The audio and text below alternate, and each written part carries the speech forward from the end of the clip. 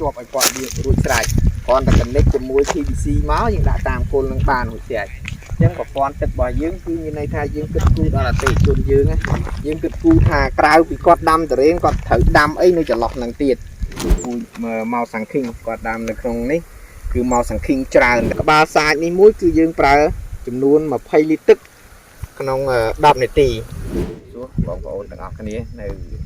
ថ្ងៃនេះគឺថ្ងៃទី19ខែ8ឆ្នាំ2021ទីតាំងដែលខ្ញុំកំពុងតែនៅនេះគឺនៅក្នុងស្រុកសំដានខេត្តកំពង់ធំដែលយើងដាំមកដាំតរេនជូនដល់អតិថិជនដែលគាត់ប្រើប្រាស់នៅប្រព័ន្ធសូឡាសម្រាប់ការបូមទឹកតែម្ដងគឺមានសារៈប្រយោជន៍សំខាន់ពួកអីការប្រើសូឡានេះវាអត់អស់ប្រេងវាអត់អស់អីហើយយើងធ្វើតម្រូវទៅតាមទំហំនៃដីរបស់គាត់ទំហំនៃការប្រើប្រាស់ទឹករបស់គាត់អញ្ចឹងយើងប្រើប្រាស់ទៅគឺទៅតាមតម្រូវការរបស់ដំណាំយើងបាទអញ្ចឹងដីក្នុងប្រហែលជា2ហាត់ឬក៏3ហត្ថយើងប្រើប្រាស់ប៉ុណ្ណេះគ្រប់គ្រាន់តែទន្ទឹមនឹងហ្នឹងក៏យើងមានប្រព័ន្ធដើម្បីការពារសូឡានឹងដែរយើងត្រូវតែដំឡើងក្របផ្ទះនេះក្រុមការងារយើងកំពុងតែដំឡើងឧបករណ៍ការពាររន្ទះបាទបន្ទាប់ពីហ្នឹងយើងមានnước plunger ហើយនឹងយើងសម្រាប់ដាក់ជីអីប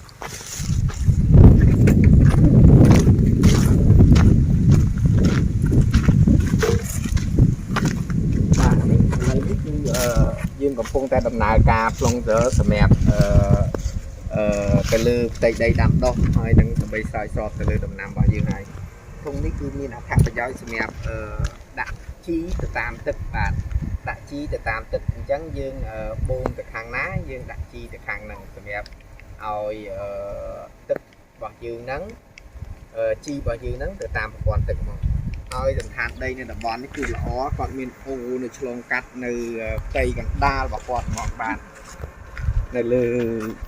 អូនេះគឺយើងចំណេញផលប្រយោជន៍ចំណេញរបស់ទឹកគឺច្រើនណាស់ចឹងផ្នែកខាងនោះក៏គាត់ដាំបានចំណែកផ្នែកខាងនោះទៀតក៏គាត់ដាំបានហើយផ្នែកខាងលើនោះក៏ដាំបានអញ្ចឹងបងប្អូនមុននឹងជឿឬយកទីតាំងឬក៏ទិញដីសម្រាប់ដាំបងប្អូនរកដីបែបនេះគឺចំណេញច្រើនគឺចំណេញច្រើនចំណេញទឹកចំណេញអីសពគ្រប់បែបយ៉ាងបាទអញ្ចឹងហើយថ្ងៃក្រោយទៀតទិដ្ឋភាពទេសភាពនៅទីនេះគឺស្អាតពីដំណាំយើងធំទៅមានទឹកអូមានអីចឹងទៅយើងលក្ខណៈកំសាន្តបែបគ្រួសារអីស្អាតបាទឥឡូវយើងទៅមើលនៅទឹកដែលយើងបាននេះហើយយើងបូមស្រោចបាទ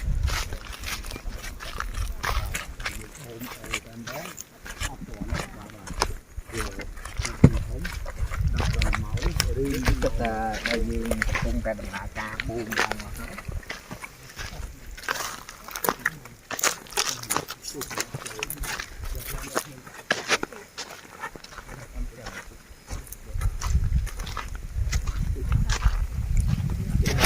យើង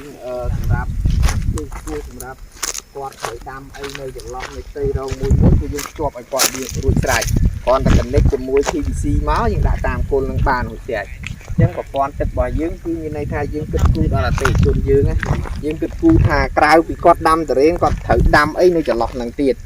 ដើម្បីកុំឲ្យពេលណាតម្រូវការតចេះឲ្យតរួចពីដៃហើយតែគាត់ចង់ដាំអីបន្ថែមទៀតអត់បានអញ្ចឹងទេគឺយើងធ្វើឲ្យស្រួលសម្រាប់អតិថិជនយើងតែម្ដង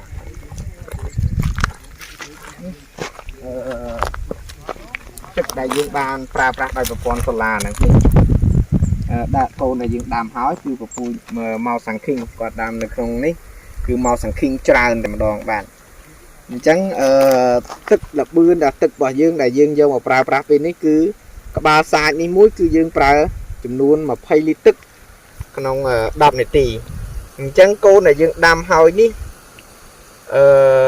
ប៉ុណ្ណឹងគឺយើងត្រូវការទឹកយ៉ាងហោចណាស់ក៏ចាប់ពី40ទៅ80លីត្រទឹកដែរក្នុងដាក់ម្ដងអញ្ចឹងតកតងទៅនឹងការដាំទុរេនត្រូវគិតទៅលើទឹកជាធំជប់អាគិតបច្ចេកទេសជប់អាគិតអីណាឲ្យធំដុំជាងទឹកបាទគឺវគ្គនេះគឺវគ្គទឹកវគ្គសំខាន់បំផុតមិនមែនថាអូ បច្ចេកទេសតែអត់មាននិយាយរឿងប្រព័ន្ធទឹក